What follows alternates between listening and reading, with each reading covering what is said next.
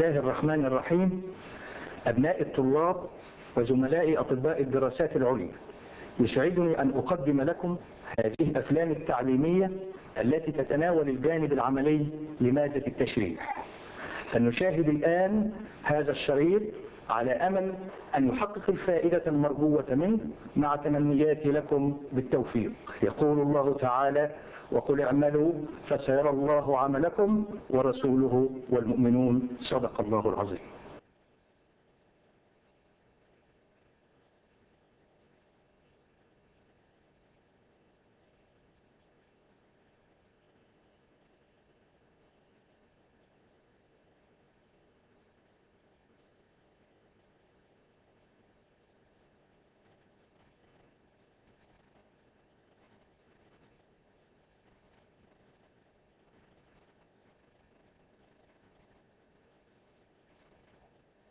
The scalp. This is the scalp. The scalp is the covering soft tissue of the skull cap.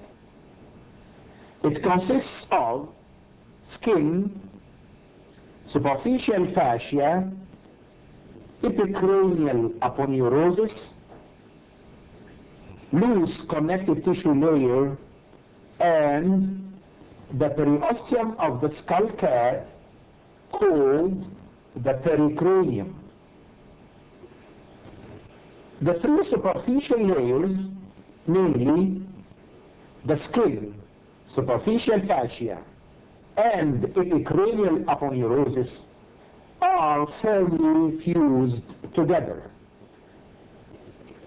This is the epicranial aponeurosis, which extends between the frontal bellies and the occipital bellies of the occipitofrontalis muscle. This is the layer of loose connective tissue just deep to the epicranial aponeurosis. This space allows easy spread of infection and accumulation of fluid, so it's called the dangerous area of the scalp. This aponeurosis is attached laterally to the temporal line, while anteriorly and posteriorly it gives attachment to the frontal bellies and occipital bellies of the occipitofrontalis muscle.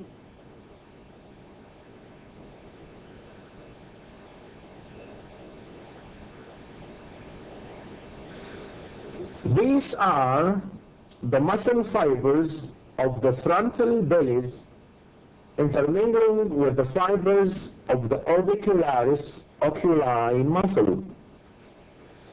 It should be noted that the frontal belly is inserted into the skin of the forehead, and that the whole occipitofrontalis muscle is supplied by the facial nerve, the frontal belly by the temporal branch, and the occipital belly by the posterior auricular branch. This is the supraorbital artery, accompanied by the supraorbital nerve. Medial to these structures, the supratrochlear artery and nerves lie. Note that the supraorbital and the supratrochlear arteries are branches of the ophthalmic artery, which arises from the internal carotid artery. The corresponding nerves are branches of the frontal branch of the ophthalmic nerve. These are the supratrochlear and supraorbital veins, which form the beginning of the facial vein. They communicate with the ophthalmic vein, which drains into the cavernous sinus inside the cranial cavity. This is the left occipital belly of the occipitofrontalis muscle. It arises from the lateral part of the superior nuchal line. This is the occipital artery, which is a branch of the external carotid artery. It's accompanied in the scalp by the greater occipital nerve, which arises from the posterior ramus of the second cervical nerve. This is the superficial temporal artery. It has an anterior branch and a posterior branch. The artery is related to the superficial temporal vein and the auriculotemporal nerve. The superficial temporal artery is one of the terminal divisions of the external carotid artery. It appears at the upper end of the parotid gland and crosses the root of the zygomatic arch just in front of the tragus of the ear, where its pulsations can be felt. The auriculotemporal nerve is a branch of the mandibular nerve. The superficial temporal vein joins the maxillary vein to form the retromandibular vein, which descends inside the substance of the parotid gland. The vein is closely related to the external carotid artery, which lies deeper to the vein, and to the facial nerve, which crosses superficial to it. This is the orbicularis oculi muscle, with its orbital part that curves around the orbital margin, and its palpebral part lying in the upper and lower lids. This is the platysma muscle. It is one of the facial muscles because it is supplied by the cervical branch of the facial nerve. It lies in the superficial fascia of the neck and is inserted into the lower border of the body of the mandible. Its fibers reach up to the angle of the mouth.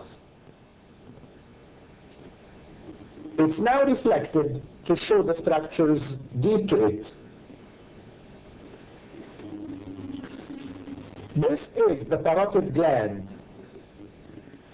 It reaches upwards to the zygomatic arch and the external auditory meatus, and extend downwards between the angle of the mandible and the mastoid process. Observe the relations of its anterior border from above downwards. This is the temporal branch of the facial nerve. It's the uppermost. This is the zygomatic branch of the facial nerve. This is the transverse facial artery, which is a branch of the superficial temporal artery. It runs just below the zygomatic arch. This is the parotid duct, running forward to pierce the buccinator muscle on its way to open into the vestibule of the mouth cavity opposite the upper second molar tooth. The buccinator muscle is covered by the buccopharyngeal fascia and the buccal pad of fat. This is the buccal branch of the facial nerve. it supplies the vaccinator muscle. This is the mandibular branch of the facial nerve. It runs over the body of the mandible. Notice the masseter muscle deep to the parotid gland. This is the facial artery and vein, crossing the body of the mandible at the anterior-inferior angle of the masseter muscle. The pulsations of the artery can be felt easily at this site. The facial artery is a branch of the external carotid artery and runs anterior to the facial vein. It is tortuous, but the vein is not. The artery reaches very close to the angle of the mouth, where it gives inferior labial and superior labial branches to the lower and upper lips respectively.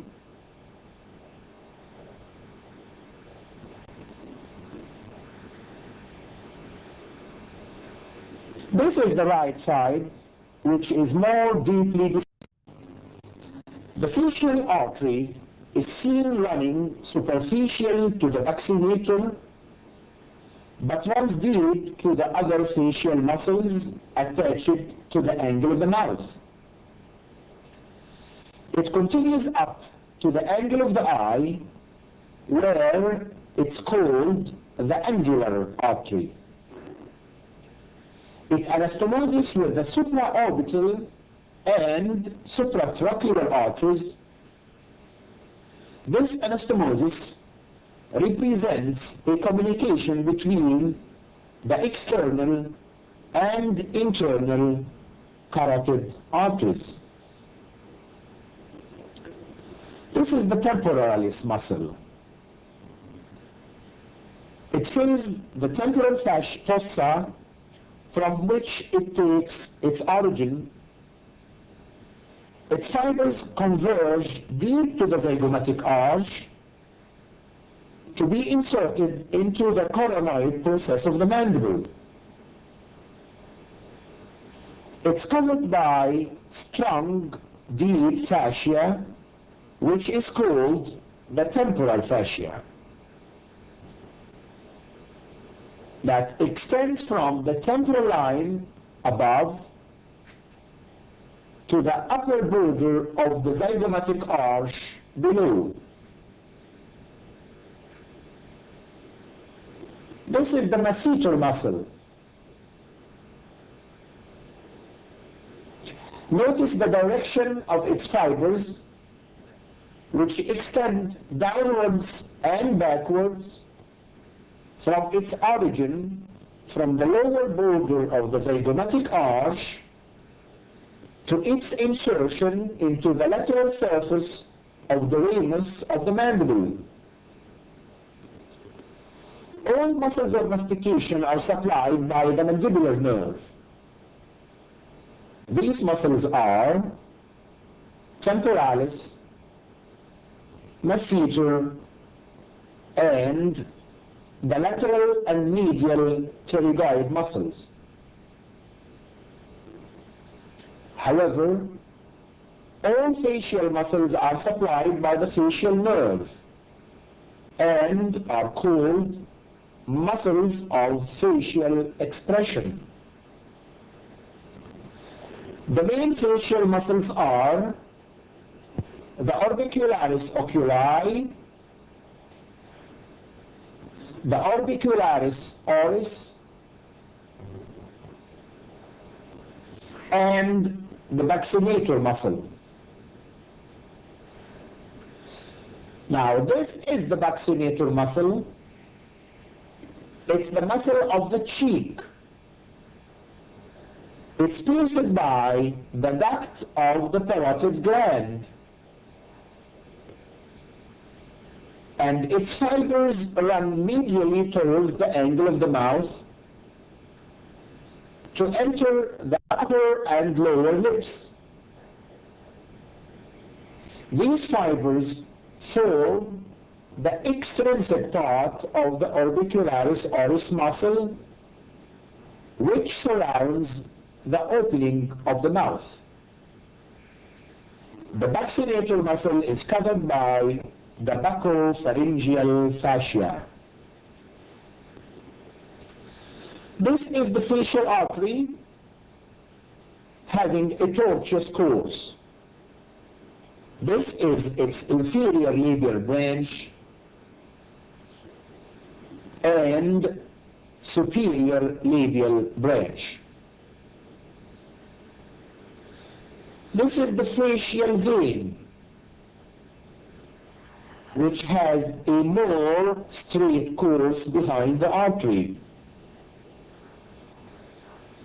This is the deep facial vein, which is a tributary of the facial vein and enters the infratemporal fossa to join the pterygoid plexus of veins. An initial vein passes through the foramen ovale and connects the pterygoid plexus of veins with the cavernous sinus. Remember that the facial vein drains the dangerous area of the face, which is the area around the nose.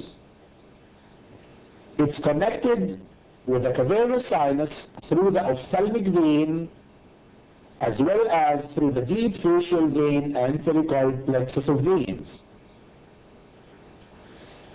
This is the infraorbital nerve emerging from the infraorbital foramen. It divides into labial, nasal, and palpebral branches. The nerve is the termination of the maxillary nerve and is accompanied by the infraorbital artery, which is a branch of the maxillary artery. This is the parotid fascia,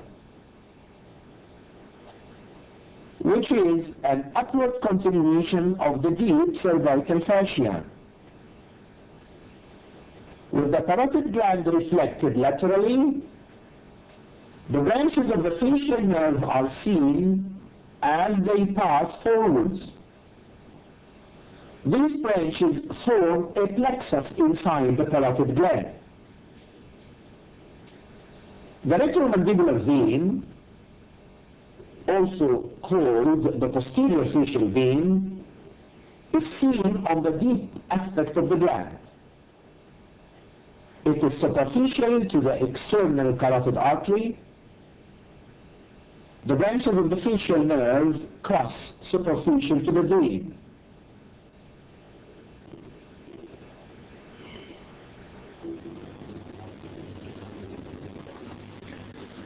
The infratemporal fossa is exposed by removing a part of the diaphragmatic arch and the ramus of the mandible. This is the masseter muscle reflected upwards. This is the temporalis muscle passing to its insertion into the coronoid process of the mandible. It's now reflected upwards to reveal the deeper structures of the infratemporal fossa. Notice the nerves and the vessels that enter the deep surface of the temporalis muscle to supply it. This is the head of the mandible, dislocated from its place where it forms the temporomandibular joint. This is the articular disc which lies inside the joint and divides it into an upper and a lower compartment. This is the insertion of the lateral pterygoid muscle into the front of the neck of the mandible. This muscle has an upper head arising from the infratemporal surface of the greater wing of the sphenoid and the infratemporal crest, and a lower head arising from the lateral surface of the lateral pterygoid plate. Notice two structures appearing between the two heads. The first is the buccal branch of the mandibular nerve, which runs over the lower head to reach the cheek to supply it with sensory fibers. The second structure is the second part of the maxillary artery, as it forms a bend before it disappears into the pterygopalatine fossa to become the third part of the artery.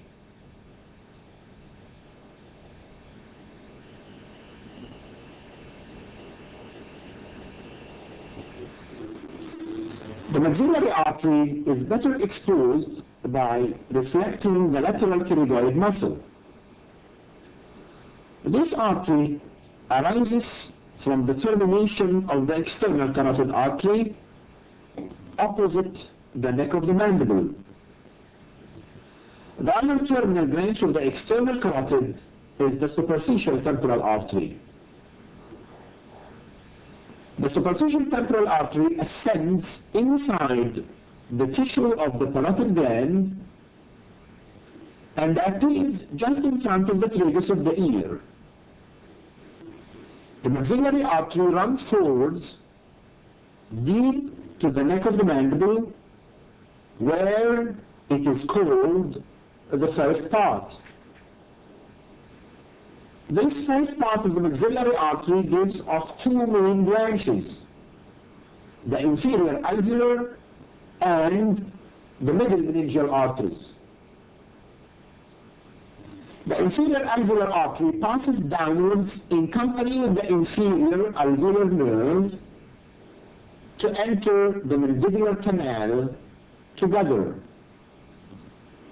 The middle meningeal artery passes upwards between the two roots of the auriculotemporal nerve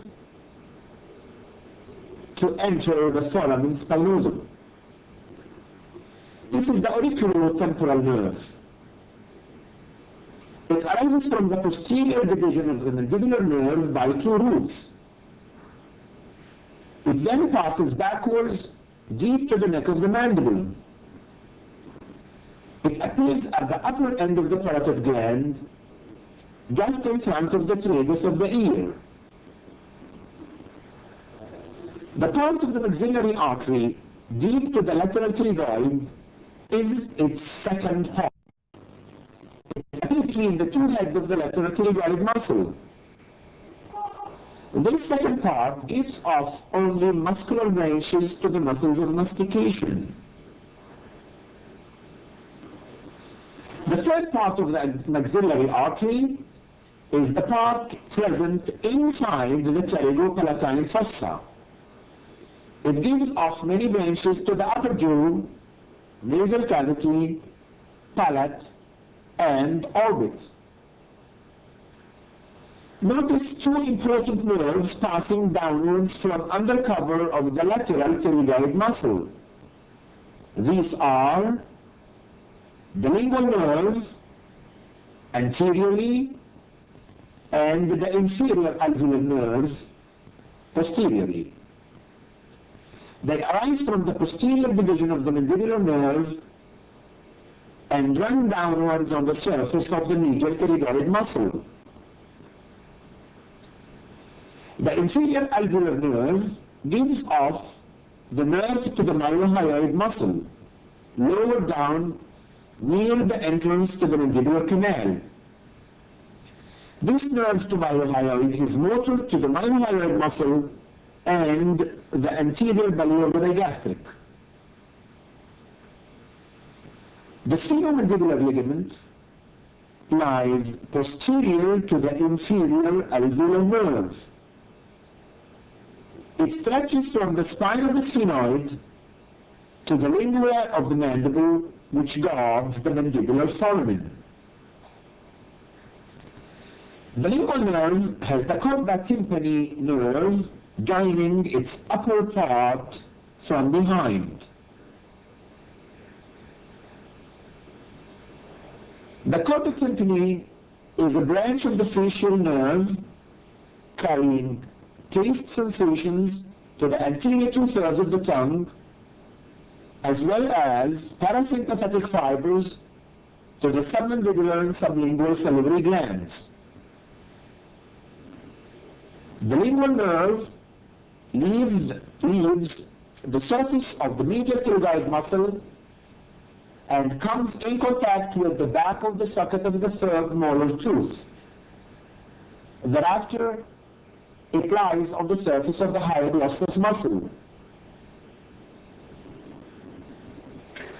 The mandible is elevated to show its deeper surface. This is the insertion of the medial pterygoid muscle into the inner aspect of the ramus of the mandible. And here is the lingual nerve leaving the muscle in contact with the last molar tooth to enter the submandibular region.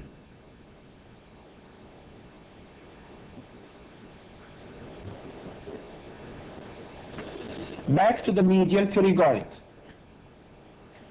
This muscle has a small superficial head which arises from the maxillary tuberosity superficial to the lower head of the lateral pterygoid, and has a larger deep head which lies deep to the lateral pterygoid and arises from the pterygoid fossa and the medial surface of the lateral pterygoid plate. This is the end of the maxillary vein which accompanies the maxillary artery. It joins the superficial temporal vein to form the retromandibular vein. The retromandibular vein descends superficial to the external carotid artery till the lower end of the parotid gland, where it enters into the formation of the external jugular vein and the common facial vein. This is the beginning of the external jugular vein. It runs downwards on the surface of the sternomastoid muscle to pierce the deep fascia of the root of the posterior triangle, a short distance above the clavicle, to end in the subclavian vein. This is the common facial vein, which ends in the internal jugular vein. The side of the neck is divided into two triangles, posterior and anterior, by the sternomastoid muscle.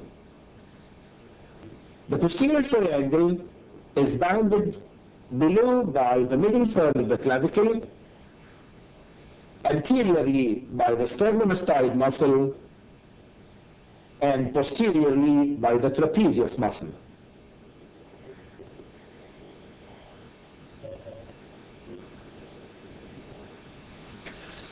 The anterior triangle is bounded above by the lower border of the mandible, posteriorly by the sternomastoid muscle, and anteriorly by the middle line of the neck. It's further subdivided into several smaller triangles. These are the digastric triangle, the submental triangle, the carotid triangle, and the muscular triangle. The digastric triangle is bounded by the lower border of the mandible from above and by the two bellies of the digastric muscle from below. It's occupied mainly by the submandibular salivary gland and the facial artery.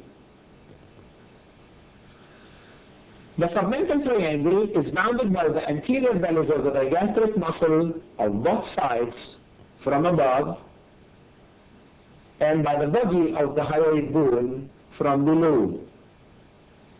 Its floor is formed by parts of the mylohyoid muscles. The carotid triangle is bounded by the posterior belly of the digastric muscles from above, the sternomastoid muscle from behind, and the superior belly of the omohyoid muscle in front. It contains mainly the termination of the common carotid artery and the beginning of the external and the internal carotid arteries, in addition to the related nerves and the internal jugular vein. The muscular triangle is bounded by the superior belly of the omohyoid muscle above and lateral, the sternomastoid muscle below and lateral, and the middle line of the neck medially. It contains the infrahyoid muscles only. This is the posterior triangle. These are the muscles of its floor, which are, from above downwards, the splenius capitis, the levator scapulae, and the scalenus medius. These muscles are covered by the deep fascia derived from the three vertebral fascia. The triangle has also a roof, which is formed by deep fascia, which is part of the investing fascia of the neck, extending from the sternomastoid to the trapezius muscles. The fascia of the roof is removed to expose the contents of the triangle. The nerves in the posterior triangle are seen to appear at the posterior border of the sternomastoid muscle. These nerves belong to the cervical plexus, brachial plexus, as well as the accessory nerve. These are the cutaneous branches of the cervical plexus. This is the great auricular nerve passing upwards on the surface of the sternomastoid towards the ear. This is the transverse cutaneous nerve of the neck, running across the sternomastoid muscle. These are the supraclavicular nerves, which run downwards towards the clavicle. The lesser occipital nerve will be seen on the opposite side of the specimen. This is the spinal part of the accessory nerve, emerging at about the middle of the posterior border of the sternomastoid. It runs downwards in the fascia of the roof of the posterior triangle to disappear under cover of the trapezius muscle 5 centimeters above the clavicle. It supplies both the sternomastoid and the trapezius muscles. These are the trunks of the brachial plexus. The details of the plexus, as well as the subclavian artery, will be seen more clearly on the other side, where the clavicle has been removed. This is the external jugular vein passing downwards on the surface of the sternomastoid muscle. It leaves the muscle to pass in the posterior triangle to end in the subclavian vein. This is the inferior belly of the omohyoid muscle, crossing the posterior triangle to disappear deep to the sternomastoid.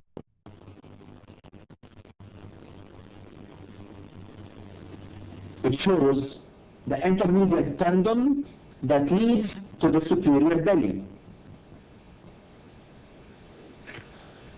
This is the origin of the sternomastoid muscle from the clavicle and manubrium sterni. The sternomastoid is now reflected to show the structures deep to it. This is the internal jugular vein. This is the scalenus anterior muscle with the phrenic nerve running vertically on its surface, the intermediate tendon of the omohyoid muscle, and the transverse cervical artery.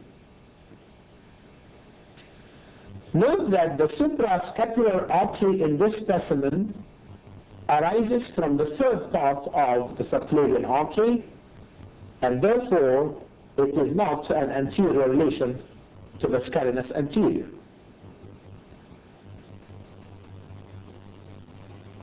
Now we are on the right side. This is the sternomastoid cut and reflected. The spinal accessory nerve is seen passing from undercover of the internal jugular vein to pierce the deep surface of the sternomastoid. It leaves the muscle and crosses the posterior triangle parallel to the fibers of the levator scapulae muscle. This is the origin of the cervical plexus, where it arises from the upper four cervical nerves. The cervical plexus gives off muscular and cutaneous branches. This is the lesser occipital nerve running upwards parallel to the posterior border of the sternomastoid. This is the great auricular nerve. These are the supraclavicular nerves. This is the descendens cervicalis, which joins the ansa cervicalis.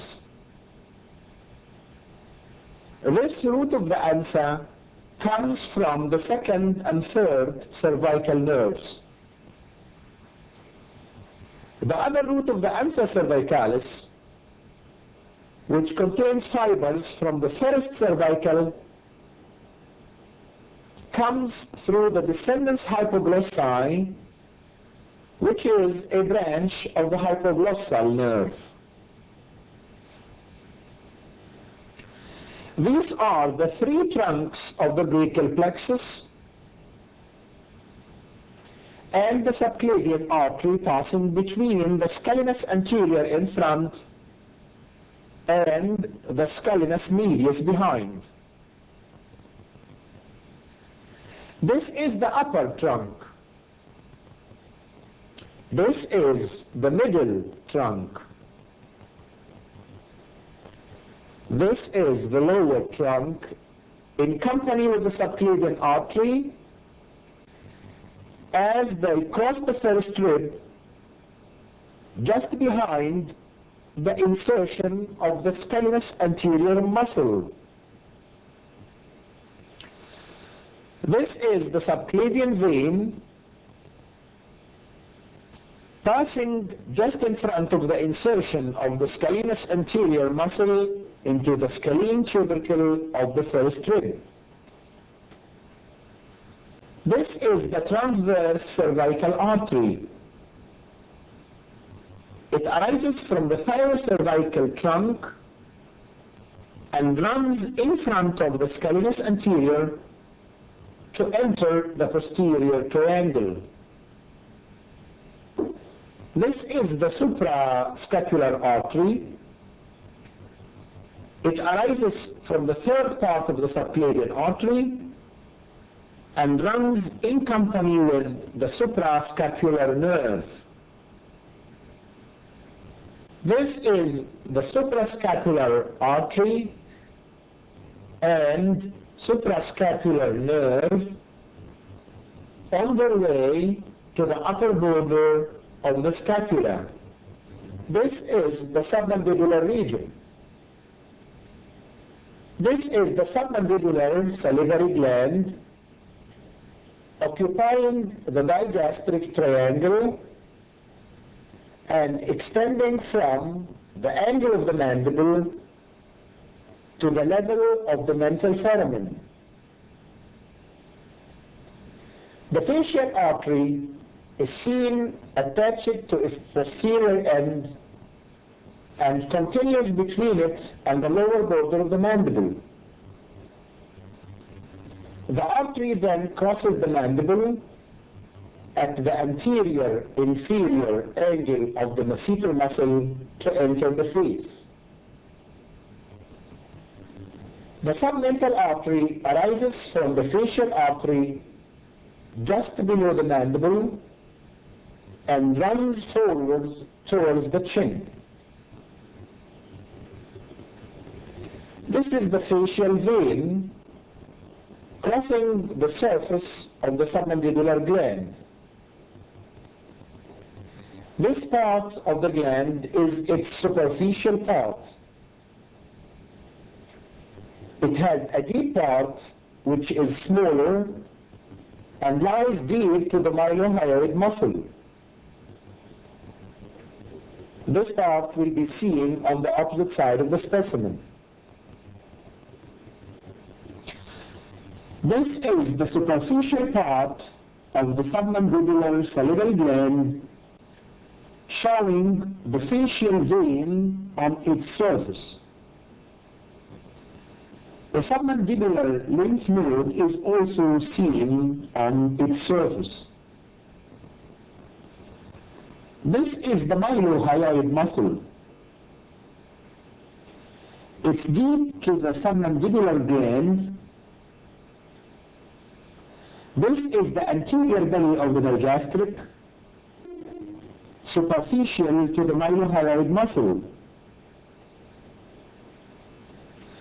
The mylohyoid muscle forms with the hyoglossus muscle the floor of the digastric triangle. The mylohyoid muscle is triangular in shape, having a horizontal upper border by which it arises from the mylohyoid line of the mandible. It has a free oblique posterior border around which the submandibular gland curves to form its deep part deep to the mylohyoid. The medial border of the muscle is attached to a median raphe which extends from the symphysis mentae down to the body of the hyoid bone. It's supplied by the mylohyoid nerves and forms the floor of the mouth, and so called the diaphragma oris. The flexion of the mylohyoid muscle exposes many important structures. This is the geniohyoid muscle, extending parallel to the middle line from the inferior genial tubercle down to the body of the hyoid bone. It's supplied by the serous cervical through the hypoglossal nerve. Reflection of the geniohyoid exposes the genioglossus muscle, which extends backwards from the superior genial tubercle to the front of the root of the tongue. It's an important muscle as it protrudes the tongue and prevents its base from falling backwards and obstructing the airway. This is the hyoglossus muscle. It it extends upwards from the greater horn of the hyoid bone to the side of the root of the tongue. Its superficial surface is related to the lingual nerve running on its upper part and to the hypoglossal nerve on its lower part, while the deep part of the submandibular gland and its duct lie in between the two nerves. Notice the submandibular ganglion suspended from the lingual nerve. It's very small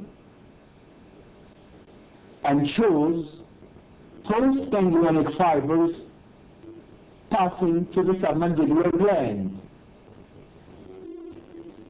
Notice also that the lingual nerve curves round the submandibular duct, where it comes lateral and below and then medial to the duct. Both structures then proceed forwards between the genioglossus muscle and the sublingual gland to reach the floor of the mouth. Border of the hyoglossus. Notice the styloglossus muscle passing to its insertion into the side of the tongue. This swelling present under the styloglossus muscle is the root of the tongue. This is the stylopharyngeus muscle, together with the glossopharyngeal nerve, closely related to it, on their way to enter the pharynx. This is the lingual artery, and it disappears deep to the posterior border of the hyoglossus, just above the greater horn of the hyoid bone. Reflecting the hyoglossus muscle exposes the lingual artery as it lies deep to it. This is the second part of the artery. This is the middle constrictor muscle of the pharynx, lying deep to the hyoglossus muscle.